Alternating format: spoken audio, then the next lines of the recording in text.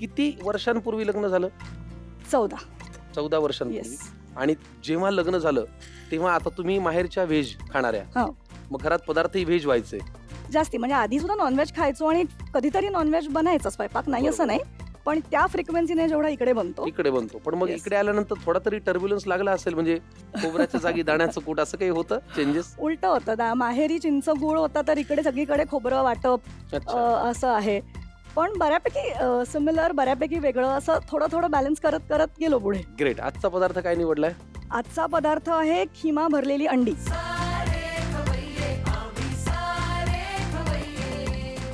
तुमच्या नावाप्रमाणे तुमच्या पदार्थाचं नाव युनिक आहे, खिमा भरलेली अंडी. आता एकतर अंड्याचा खिमा असतो किंवा खिमा खिमा असतो, पण हे खिम्यात भरलेली अंडी काय? हो, म्हणूनच थोडा वेगळा प्रकार दाखवायचा होता.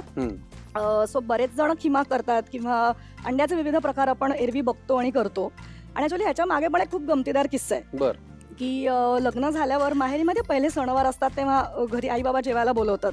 तो नेमका रविवार याचा, पण सुट्टीचा वार, आणि आम्हाला जेवायला बोलवायचे काहीतरी हे निमित्त ते निमित्त. रविवार म्हणजे आमच्याकडे नॉनव्हेज खायचा वार.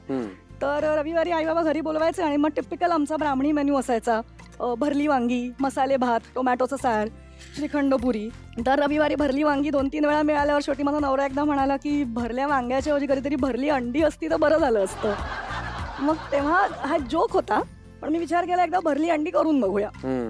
आणि मग ती नॉर्मल कांदा टोमॅटो करण्यापेक्षा काहीतरी वेगळं करून खिमा बघूया. भरला. मग मी त्याच्यात खिमा भरला कमाल. आणि ती बरी झाली.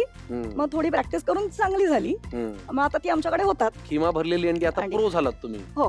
देविका कोटी भास्कर हडपकर आज करतायत खिमा भरलेली अंडी. खूप मोठं झालं. चला घेऊन या साहित्य. खिमा भरलेली अंडी साठी लागणारं साहित्य आपल्या समोर आहे. देविकाजी, आम्हाला साहित्य सांगा. येस, आपल्याला लागणारं साहित्य आहे बारीक चिरलेला कांदा, चिकनचा खिमा, बारीक चिरलेला टोमॅटो, अख्खी दालचिनी, तमालपत्र, कोथिंबीर बारीक चिरलेली, आलं लसूण आणि मिरची ह्याचा खरडा, गार्निशिंगसाठी काजू, गरम मसाला, मालवणी मसाला, बटर, मीठ, हळद आणि उकडलेली अंडी. अंडी हार्ड बॉइल्ड असावीत. नॉर्मली 8 ते 9 मिनिटात अंड उकडलं जातं, पण ही साधारण 10 ते 12 मिनिटं उकडा, म्हणजे ती छान हार्ड बॉइल्ड होतील आणि ती भरायला बरी पडते. जरा घट्ट हार्ड बॉइल्ड आपल्याला ती करायची आहे 10 ते 12 मिनिटं, बरोबर? जेणेकरून त्याचा जो थुलथुलीतपणा आहे तो थोडा कमी होईल आणि ते जरा टफ होतील, कारण त्याच्यामध्ये आपल्याला खिमा भरायचा आहे. उकडलेली अंडी आपण याच्यामध्ये वापरणार आहोत. खवय्यांनो, उन्हाळ्यामध्ये मुलांची धावपळ वाढते आणि भूक थोडीशी मंदावते. अशा वेळी शरीराला हवी असते एक्स्ट्रा एनर्जी, NECC. काळजीपोटी आपल्याला हे सांगतं की अंडी हा उन्हाळ्यासाठी सगळ्यात कूल आणि पौष्टिक पर्याय आहे.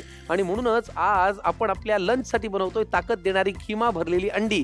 लक्षात ठेवा, उन्हाळ्याचा थकवा पळवण्यासाठी संडे हो या मंडे रोज खाओ अंडे. त्याच्यामुळे अंड्याचा वापर तुम्ही आहारामध्ये नक्की करा, जो आपण आज करतोय.